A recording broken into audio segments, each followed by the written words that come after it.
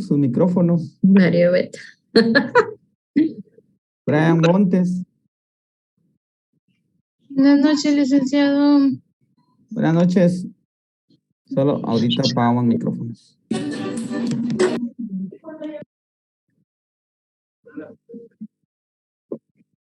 Y creo que usted tiene una opción para poder apagarlos automáticos. Fíjate que no estoy como host, entonces no la tengo. Ok, gracias. Buenas noches. ¿Qué tal, compañeros? Muy buenas noches. ¿Qué tal, licenciado Neri? Muy buenas noches. Un gusto.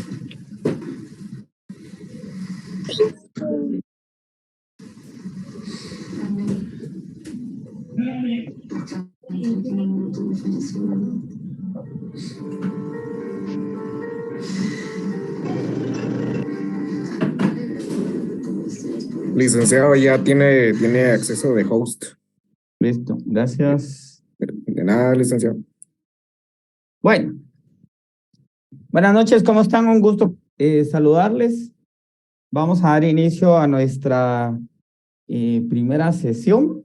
Mi nombre, para quienes no me conocen, es Neri López.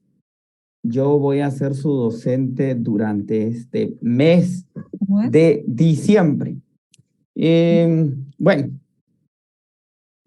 a mí me gusta que la clase sea una conversación entre ustedes conmigo. Y es un aprendizaje bidireccional. Yo aprendo de ustedes, ustedes aprenden de mí. Siéntanse en total libertad de en cualquier momento colocar cualquier duda que tengan en el chat o levantar la mano y yo les estaré dando el uso de la palabra para que les puedan plantear y que toda la clase lo escuchemos.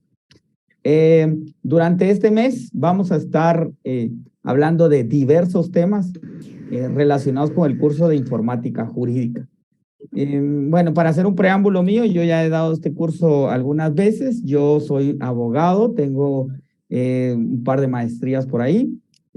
Trabajo en temas relacionados con tecnología y derecho. Y pues a mí me gusta mucho impartir este curso y compartir con ustedes. Entonces, creo que puedo aportarles algo, ¿verdad? Entonces, a quien no puede escuchar, por favor, que apague, que revise su audio porque el resto de compañeros sí me escuchan. Listo. Entonces, ¿de qué va este curso? A mí siempre me preguntan cuando yo comento que estoy impartiendo este curso en la USAC, o los alumnos siempre, o ustedes mismos cuando se asignaron este curso ¿de qué es? Informática jurídica, suena. Te sale esto. En internet no hay demasiada información. Sí que hay un método y es el que les voy a enseñar ahorita. Y sobre todo está en canales donde hablan inglés. Y bueno, yo este problema me ha pasado a mí hace tiempo. Y pues se me complicó un poco buscar una solución. Y se las traigo hoy aquí en español. Bueno, ya vieron el problema, ya lo apagué. Vamos a volver a encender. Pero ahora vamos a oprimir F2 cuando aparezca el logo de Acer. Oprimen F2. Vamos a ir a un menú que tiene el sistema.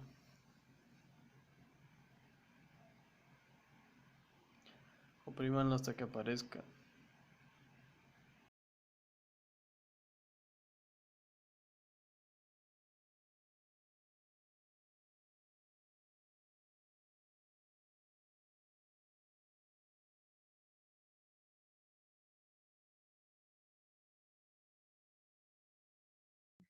Para el trabajo que realizan los médicos, las operaciones que inclusive es en la distancia, etcétera, muchos equipos, los ingenieros, etcétera. Muchas ramas del conocimiento han aprovechado la tecnología para facilitar sus labores. En ese sentido, los abogados, jueces, fiscales, notarios, etcétera, todas las personas que estamos relacionados con el mundo de derecho también. Y se han inventado, se han creado múltiples herramientas, plataformas web, aprovechando la tecnología de la comunicación y el internet sobre todo. Y se han creado muchas herramientas que nos faciliten a nosotros como abogados, como jueces, como fiscales, etcétera, nuestras labores. De eso va este curso. Este curso va de la relación que tiene la tecnología con el derecho. El pensum que vamos a desarrollar en estas sesiones de clases es más o menos del año 2003, si no estoy mal. Y muchos de ustedes, pues ya es 2003, estamos hablando de hace 19 años. Muchos de ustedes, pues puede que tengan más o menos esa edad, nacieron aproximadamente en ese tiempo y ustedes nacieron ya con la tecnología. Ustedes nacieron acostumbrados al teléfono, a las tablets, al internet, al mundo de la conectividad, muchos de ustedes. Y bueno, muchas otras personas no, y nos hemos ido acostumbrando y hemos ido aprendiendo conforme el tiempo. Este pensum, insisto, del año 2003, tiene algunos conceptos que ahora pues ya no voy a ahondar tanto como en su momento, porque ya son naturales, ya nosotros pues no necesitamos detenernos mayormente para comprenderlos. De tal cuenta, en el capítulo 1 tenemos el tema del hardware y el software.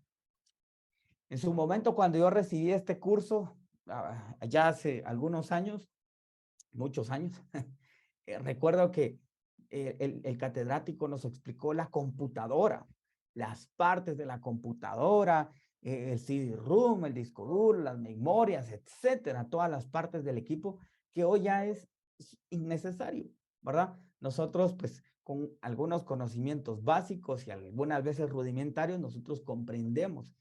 E insisto, yo aquí no interesa que ustedes sean técnicos en computación, ni mucho menos, sino que ustedes tengan una noción básica de qué es qué son los sistemas operativos, el hardware o componentes físicos de los equipos, para que ustedes tengan un conocimiento básico.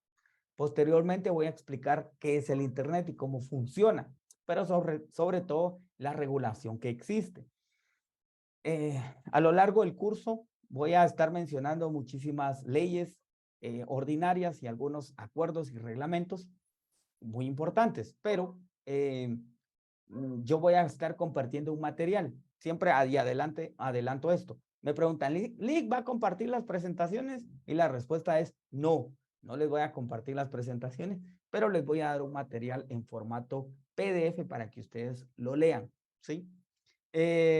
Otra cosa importante, tomen nota, ¿sí? Vayan tomando nota porque siempre hay ejemplos que yo coloco en esta clase y que luego están en el examen y que no están apuntados en ningún lado. Pero bueno, siguiendo con esto, el tema del Internet.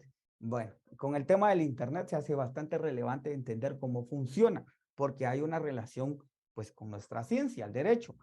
Cuando estemos hablando de delitos informáticos, ustedes van a comprender los métodos que utilizan los ciberdelincuentes para cometerlos. Posteriormente, cómo se investiga esos delitos. En la última sesión vamos a estar hablando de informática forense. ¿Por qué? Porque con el tema de los delitos informáticos, la escena del crimen cambió. Ustedes están acostumbrados a ver en las series de televisión o pues si han hecho algún simulacro en la universidad, a la escena del crimen de una persona fallecida que está acordonada al área, que hay una cadena de custodia de todos los objetos que se recopilan de esa escena. Pues esa es la escena tradicional que nosotros conocemos, pero con los delitos informáticos la escena cambió. Y ahora, ¿dónde está esa escena del crimen? En el dispositivo, en el teléfono, en la tablet, en la computadora, en el dispositivo que se conectó y utilizaron para cometer el ilícito. ¿Y cuál fue la ruta, la vía, la forma de comisión? Muchas veces va a ser un sistema informático, muchas veces va a ser a través del Internet. Entonces, ¿cómo vamos a investigar eso? ¿Cuál fue el dispositivo desde el cual se conectaron? ¿Cuál fue la ruta, el IP, el historial de navegación, etcétera? ¿Verdad? Entonces, por eso se hace relevante. Yo voy a explicar eso de una forma muy sencilla. Vamos a seguir con el tema de la tecnología de comunicación e información, o las famosas TIC. Seguramente ustedes han utilizado ese nombre y no se refiere a eso de que se me apacha el ojo, sino que se refiere a un término que significa tecnología de información y comunicación, que mezcla dos cosas. Por un lado, la comunicación y por el otro, la información. La comunicación, pues, es el canal por el que viaja, ¿verdad? La tecnología de la comunicación es el canal por el que viaja. hablando de canales de información, pues uno de ellos podría ser el telégrafo, ¿verdad? Comunicaciones cablegráficas. Otra podría ser el teléfono. Otra podría ser el internet.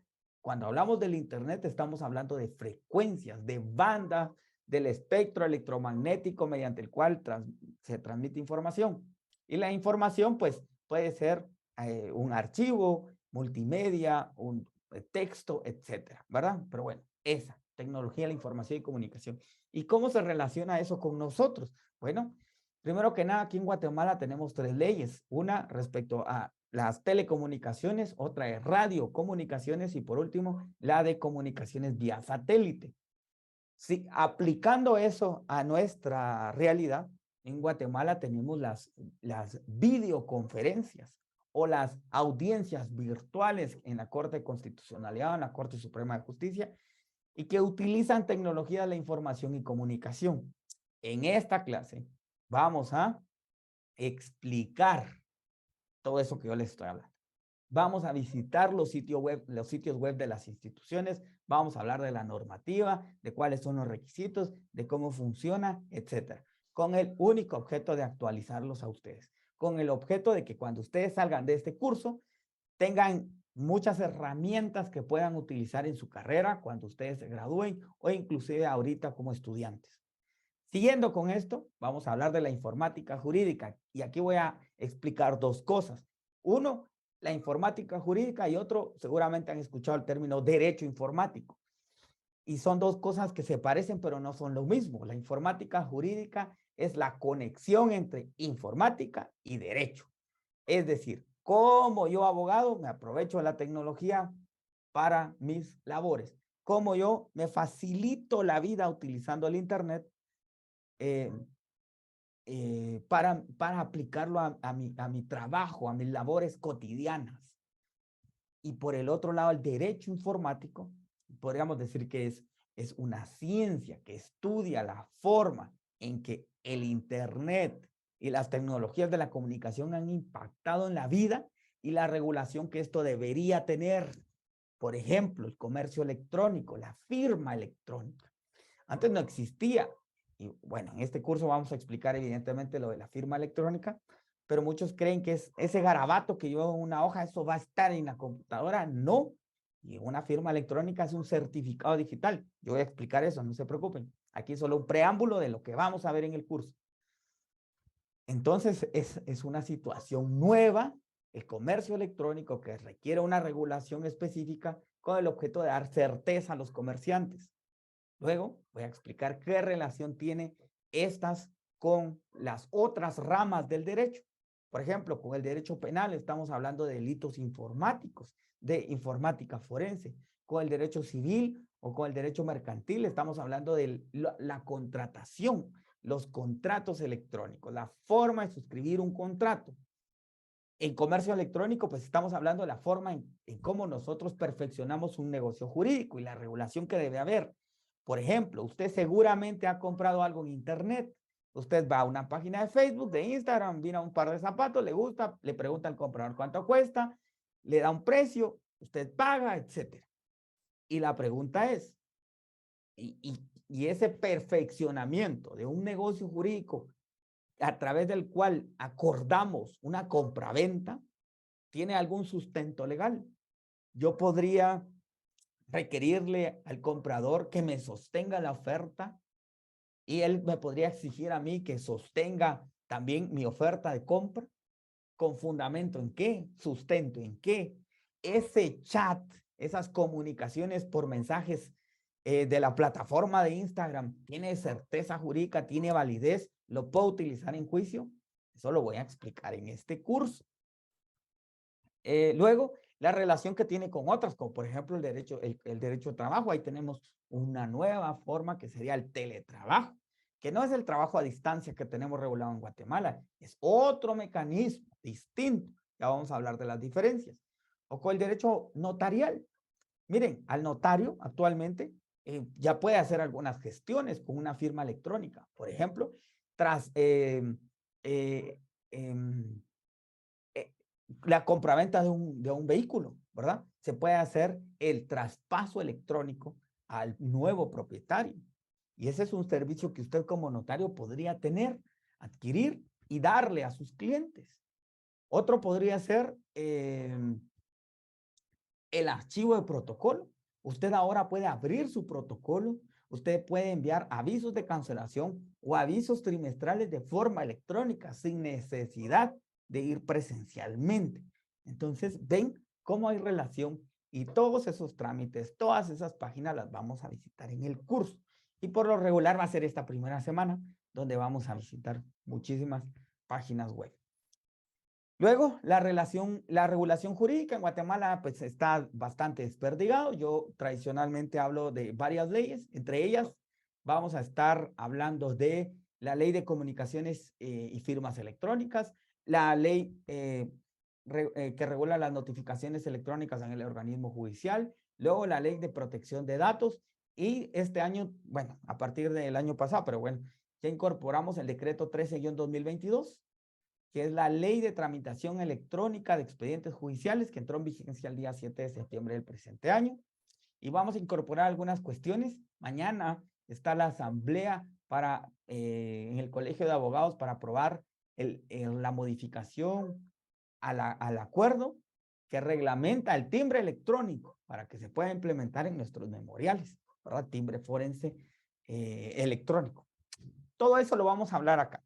Pero bueno, todas esas cuestiones que son, que han sido bastante novedosas o que seguramente ustedes por tiempo, por muchas cuestiones, pues no han tenido la oportunidad de ver. Yo aquí los voy a actualizar, vamos a explicar cómo funciona cada una de ellas. Luego vamos a hablar la protección jurídica de los datos. Miren, hablando de cualquier persona acá, vamos a hablar de don Mario Beteta. Don Mario Beteta, vean, ¿qué datos sabemos de don Mario Beteta? ¿O qué datos se pueden saber? Don Mario Beteta tiene un nombre, un apellido, tiene edad, tiene nacionalidad, tiene género, tiene un estado civil, tiene una dirección, tiene papás, donde viven, puede que tenga hijos, puede que tenga pareja. Podríamos saber de don Mario Beteta dónde trabaja, cuánto gana, qué puesto tiene. Podríamos saber dónde estudió, qué notas, con qué notas salió. Podríamos saber si tiene alguna enfermedad. Podríamos saber si tiene algún vicio, podríamos determinar sus patrones de conducta, compras, etcétera. Toda esa información es don Mario Beteta. Don Mario Beteta ahí lo vemos y es mucha información. Cada uno de nosotros es mucha información. Bueno, y esta información está recopilada en bases de datos. Esa información requiere una protección. Recordemos que la Constitución ya nos garantiza que tenemos la protección de nuestras comunicaciones, nuestra correspondencia, pero también de nuestros datos, en una figura denominada habeas data. Seguramente ustedes están acostumbrados al habeas corpus, ¿verdad? Que es la adquisición personal. Pues aquí tenemos el habeas data, de la data de esa persona, la información de esa persona. Requiere una protección con el objeto de que usted pueda actualizar, modificar o pedir que se elimine esa información que es suya, que está contenida en una base de datos pública, en este momento pública, porque la ley de acceso a la información pública solamente tiene pública, pero pues ya vamos a hablar de la información que está en manos de personas privadas, como por ejemplo Infornet. Y vean, es bien importante porque esta información está afectando hoy su situación. Hoy podría ser que le nieguen a usted un trabajo, un crédito por información suya que usted no autorizó, que alguien la recopiló y la distribuye, la vende sin su autorización. De ese tipo de cosas vamos a hablar. Pero bueno, también hay información que está en el Internet. Y usted tiene derechos. Vamos a hablar de algunas sentencias de Corte Interamericana de Derechos Humanos y del Tribunal de Justicia Europeo respecto a un derecho denominado derecho al olvido. Para ejemplificar esto, sitúese usted en la prensa o en nuestro diario. Usted ve el nombre de una persona que fue detenida y su foto. Usted lo googlea, lo busca en internet y lo encuentra. Y lo primero que le aparece es esa foto donde fue capturado y dice delincuentes, roban tal cosa. Porque eso hace la prensa, pero la prensa ya no viene y dice que a esa persona le dieron falta de mérito o una sentencia absolutoria. Eso ya no lo dice. Entonces, cada vez que alguien busque el nombre de esa persona, va a encontrar esa noticia que le afecta a su dignidad, que le afecta a su honor. Y esta persona tiene derecho a actualizar esa información y a borrarla. De eso vamos a explicar. Luego, la protección jurídica de programas. Cuando hablo de la protección jurídica de programas, yo no solamente explico ese tema, sino aprovecho para hablar de la propiedad industrial, de la propiedad intelectual y de la protección de sitios de dominio. Yo explico estos tres temas en uno. Y aquí es muy fácil entender esto, porque imagínese una persona, un creador, un desarrollador, una persona que inventa algo, requiere protegerlo. Y ese algo puede ser tan fácil como un martillo o cualquier otra cosa, pero imagínese el software que usted está utilizando ahorita. Está utilizando un software que se llama Zoom. Usted o el Internet Explorer o cualquier otra herramienta mediante la cual se está conectando acá. Y la pregunta es, ¿quién inventó eso? ¿Quién inventó ese Zoom? ¿Quién lo desarrolló? ¿Y será que esta persona requiere que le protejan su invento para que él tenga los derechos patrimoniales y morales y lo pueda explotar? A ver el iPhone que me está rayando la pantalla. Solo vamos a borrar a alguien que está borrando, que está escribiendo. Pero bueno. ¿Se entiende? De todo eso vamos a hablar en este curso. Luego estaremos explicando el tema de documentos electrónicos. Aquí aclarando dos cosas. Un documento digitalizado es un documento escaneado, que está en papel, se le toma una foto, se escanea, ya está en la computadora, pero es un documento digitalizado.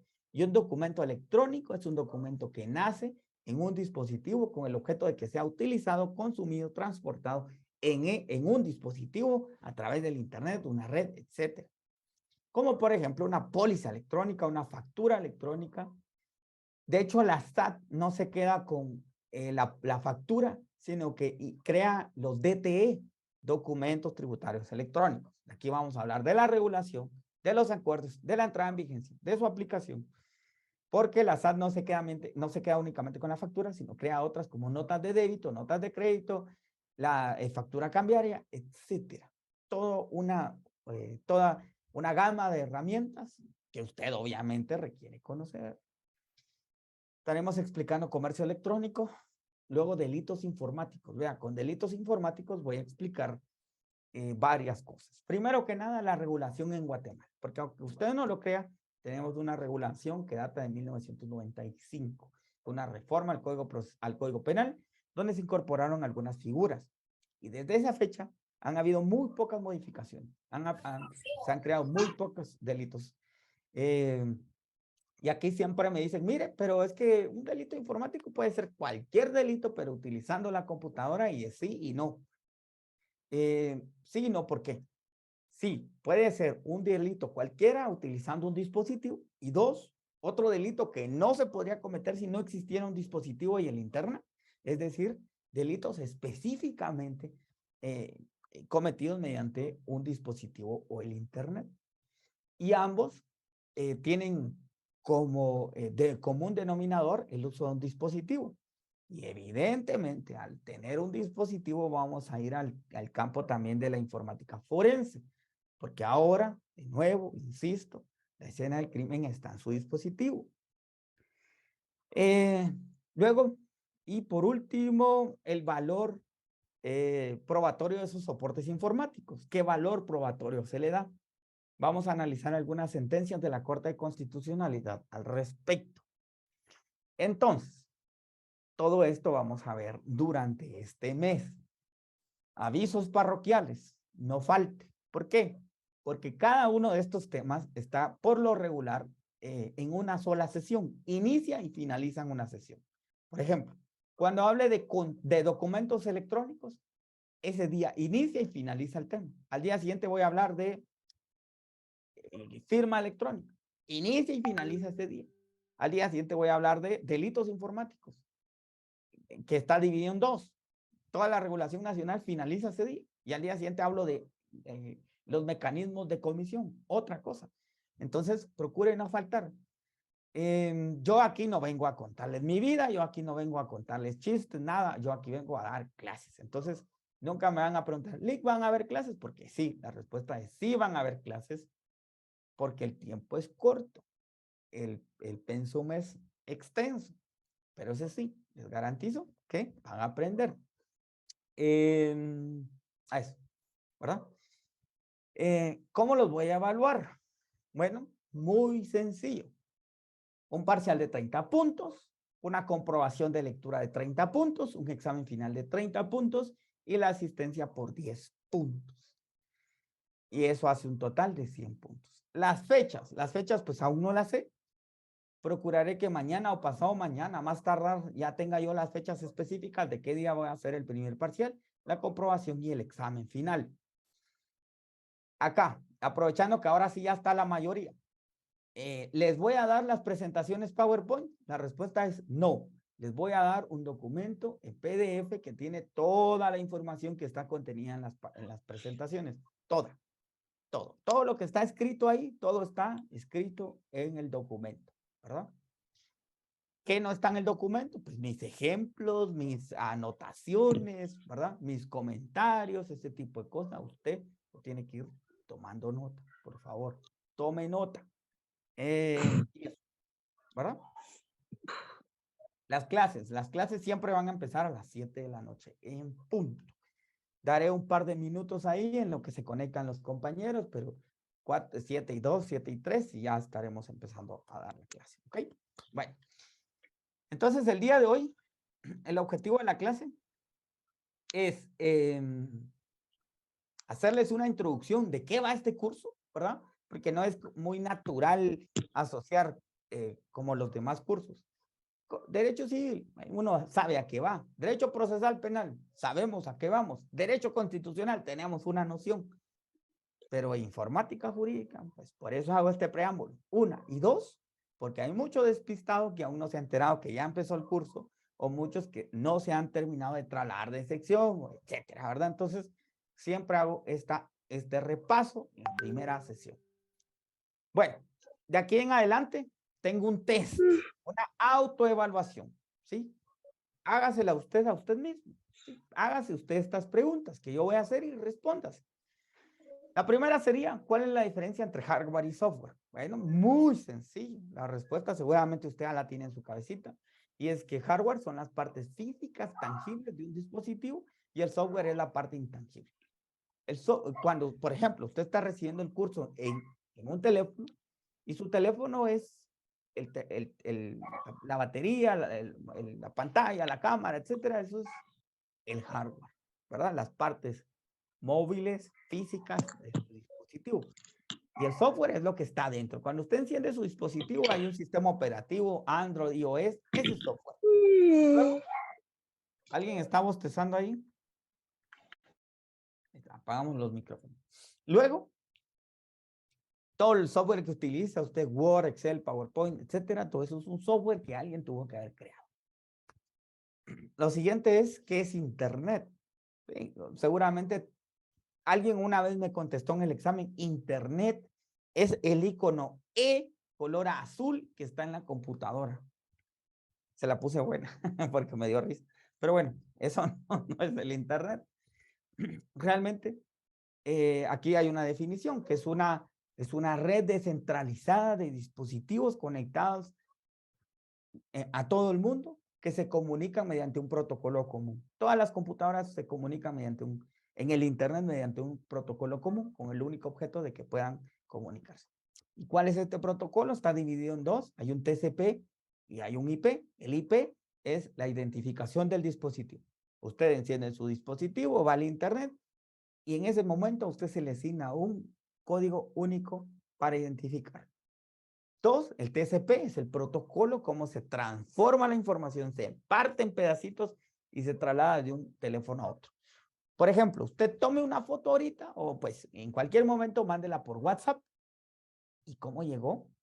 Pero la otra persona, yo la tomé aquí, la descargó en Huehuetenango. ¿Cómo le hizo? Bueno, a través del Internet.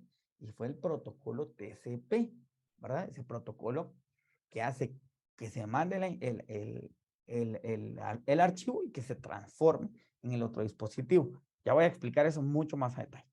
Pero bueno, tiene relación acá, porque yo necesito que ustedes comprendan esta parte, sobre todo para el tema de delitos informáticos. ¿Qué documentos electrónicos conoce? Aquí ya mencioné algunos. Hablamos de los DTE, documentos tributarios electrónicos, que incluye la factura electrónica. Hay otros como la póliza electrónica y otros como las cédulas de notificación electrónica. Para esa cédula será ese documento electrónico mediante el cual un órgano jurisdiccional le hace de su conocimiento alguna resolución, ¿verdad? De esa ley también vamos a hablar. Luego, conoce la legislación que regula lo relativo a la firma electrónica. Físicamente, cuando se estaban las clases físicas, yo preguntaba, levante la mano aquí, ¿quién conoce? Nadie levantaba, 1, 2. Y bueno, la firma electrónica está reconocida en un decreto del año 2008, decreto del Congreso de la República, Ley para el Reconocimiento de Comunicaciones y Firmas Electrónicas. Esta ley es el sustento del comercio electrónico porque reconoce y le da validez a las comunicaciones. Eso que yo les decía. Usted le escribe al vendedor y el vendedor le contesta a usted, son comunicaciones electrónicas. Y esta ley reconoce la validez, la certeza y además que puede ser utilizado como un medio probatorio. Luego, esta ley, pues evidentemente tiene un reglamento y un arancel. Aquí vamos a explicar cómo adquirir, cuánto cuesta, cómo se usa, etcétera. Todo lo relativo a la firma. Luego, el convenio de Budapest. ¿Alguien ha escuchado el convenio de Budapest? Seguramente en las noticias. Y bueno, es un convenio también conocido como el de ciberdelincuencia. Es un convenio que fue adoptado. Perdón, don Luis. Licenciado, buenas noches. Fíjese que se me fue la conexión por un breve momento. ¿Será que, disculpe, no podría regresar al número 4, perdón? Sí, sí, claro, don Luis, ahorita.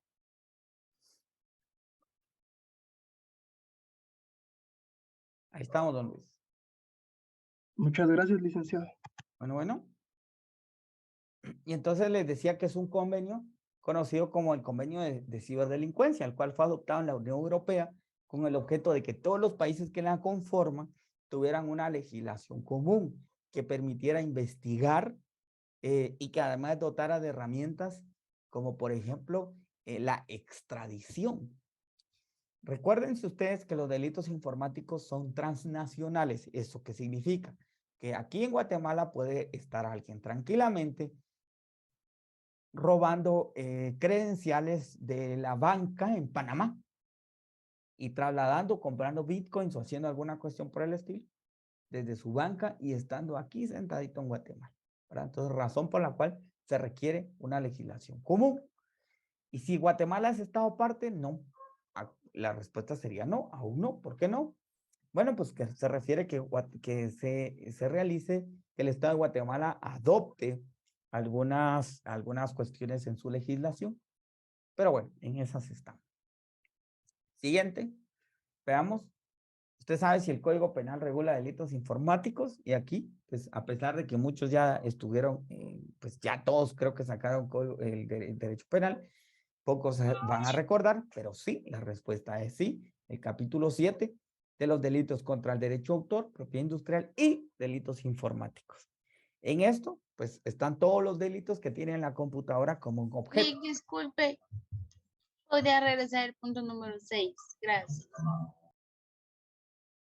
Acá les recuerdo, chicos, que es una autoevaluación muy rápida, ¿verdad? Todos estos temas yo los voy a desarrollar. Gracias, Lick. Bueno. Los vamos a desarrollar en la clase. Pero les decía que sí, evidentemente existe una regulación y que además requiere una actualización. Cuando estemos hablando de los mecanismos mediante los cuales se cometen los ilícitos, nos vamos a percatar que la ley no contempla algunos verbos rectores o le hacen falta algunos delitos por tipificar. Vamos a explicar esa parte. Otra, conoce la ley que regula lo relativo a la pornografía infantil. Y ese es el decreto 9-2009, Ley contra la Violencia Sexual, Explotación y Trata de Personas. Dentro de los verbos rectores que utiliza el tema de pornografía infantil está quien produzca, quien traslade, quien distribuya, quien venda y lastimosamente. ¿Cómo se hace esto? Utilizando dispositivos, ¿verdad? El internet. Aquí voy a explicar conceptos como la deep web, la dark web, para que ustedes pues vayan conociendo y entiendan. Y este tema lo trato con un ejemplo de un caso que fueron unas personas detenidas en Guatemala, pero conformaban una red internacional. En ese operativo hubieron personas detenidas en España, en Guatemala, en Estados Unidos, todos al mismo tiempo, pues como parte de esta misma red. Siguiente. Bueno, y aquí tengo un ejemplo, miren, puse un ejemplo, sí, ya me acordé. Y en esta clase voy a explicar sobre todo algunas sentencias de la Corte de Constitucionalidad, pero aquí les pongo un ejemplo. Este es una apelación de amparo de un expediente, es el 2352-2019. Este expediente es acerca de una apelación de amparo, pero el caso es de una persona llamada Salvador Pineda Urbina, que en el año 2010 empezó a mandar correos electrónicos haciéndose pasar por un banco. Y entonces esta persona le mandaba correo a los cuentavientes. Algún cuentaviente fue engañado y le dio clic al enlace que tenía ese mensaje, y esto lo direccionó a una página falsa, a una página que simulaba ser la página del banco. Y entonces esta persona que fue engañada ingresó su usuario y contraseña de su banca virtual. El delincuente obtuvo esta información y trasladó de su cuenta, de este cuentaviente a la suya propia, ese dinero, y lo extrajo de forma física. De esta forma estafaron a varias personas por más de 250,000 quetzales. De esa cuenta ustedes han visto en redes sociales que los bancos constantemente están diciendo que tengan cuidado con el phishing, ¿verdad? Y el phishing es precisamente esta práctica. Es un engaño, y el delincuente, pues, él manda 1000 correos, y con uno al día que caiga en su trampa, el delincuente podrá robar credenciales y robar dinero. En este caso particular, la persona fue condenada a más de 5 años de prisión por los delitos de estafa propia en forma continuada, manipulación en forma continuada y uso de información en forma continuada. Cuando estemos en delitos informáticos, yo voy a explicar cada uno de estos tipos. Vamos a hablar de los elementos, también de los verbos rectores que utiliza cada artículo, para que comprendamos. Voy a poner ejemplos nacionales. Vamos a hablar del caso del IX, vamos a hablar de un caso de la SAT, vamos a hablar del caso del TSE, algunos de los bancos, etcétera, ¿verdad? Información pues pública para analizar casos. Lo siguiente, ya vamos a llegar, la diferencia entre informática jurídica y derecho informático. Pues la informática jurídica no es más que una herramienta, es esa conexión entre derecho y tecnología para que nosotros los abogados nos aprovechemos de esta. Y el derecho informático, pues eso sí es otra cosa. Es aquella que estudia los problemas que surgen de la transformación de la realidad mediante la tecnología y la necesidad de incorporar una regulación. Un ejemplo de esto fue el comercio electrónico. Los comerciantes pues lo hacían de forma física, pero bueno, ahora ya teníamos plataformas y podía comprar en otro país. Bueno, ¿cómo le doy certeza a eso? Surge el tema del comercio electrónico. Darle certeza a las comunicaciones, crear una firma electrónica con un certificado digital, por poner un ejemplo. Y por último, usted sabe si bienes o servicios informáticos tales como Netflix, Spotify, Disney Plus, etcétera, pagan impuestos en Guatemala. Les adelanto, la respuesta es no.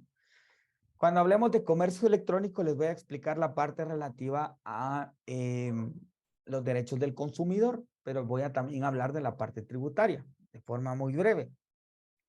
Acá, actualmente usted tiene Netflix en su casa o alguna de estas plataformas, y a usted lo que le llega es un correo electrónico, una constancia del cobro, de su pago.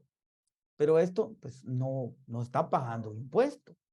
Entonces, Cuando hablemos de comercio electrónico, vamos a ver que hay bienes y servicios físicos y bienes y servicios electrónicos.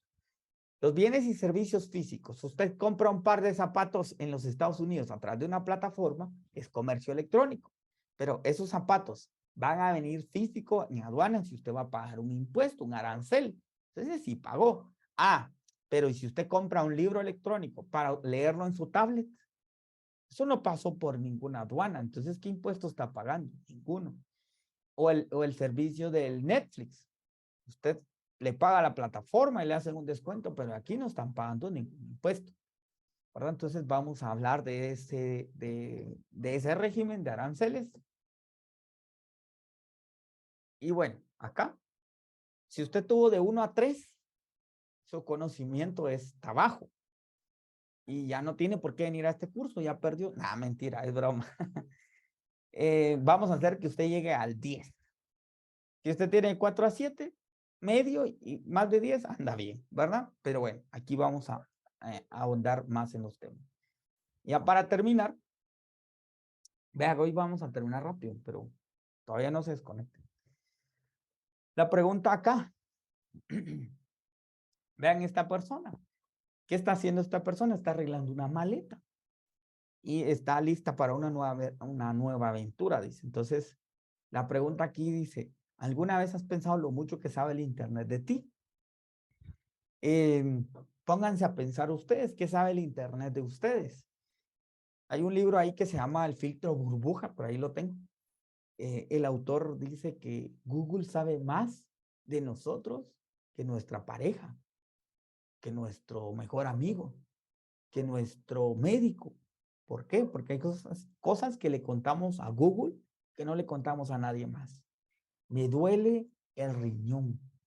Me salió una mancha en la oreja. Tengo un golpe en tal cosa. ¿Cómo salir de la depresión? ¿Cómo superar una decepción? ¿Cómo hacer tal cosa?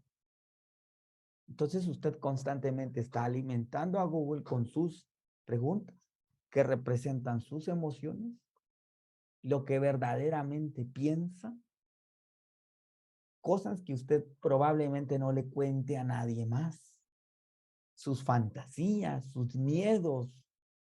Eso sabe el Internet de usted. Y entonces, si sabe tanto de usted, pues será necesario regular.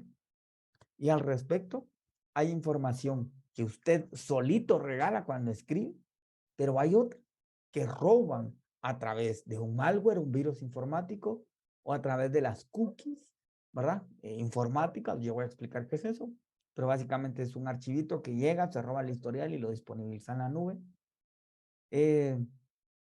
Y hay otras cuando usted visita sitios, pero en este particular caso, el Internet sabe de esta persona a dónde va, qué fecha va, si va sola, si lleva dinero, cuál es su ruta, va a estar sola a su casa, etcétera. Todo eso sabe el Internet de ella, ¿verdad? Entonces, es necesario que protejamos nuestra información. Y bueno, ahora sí ya para terminar. Muchos hoy pusieron atención y les agradezco, pero muchos otros tienen engañados a sus papás y, ay, mi hijo le está echando ganas a la universidad y el patojo durmiendo, o me puso al chucho a recibir clases, o se quedó dormido en una silla. Pero bueno, vamos a tratar de que no se aburran en esta clase. Muchas gracias por su tiempo y atención. Insisto, la clase de hoy fue muy cortita, muy puntual. Fue el único objeto de que ustedes sepan de qué va el curso y reglas básicas, ¿verdad? Clases todos los días, empezamos a las 7, cómo los vamos a evaluar, les voy a compartir material, cualquier pregunta al chat, pueden encender el micrófono y bueno, estoy para servirles.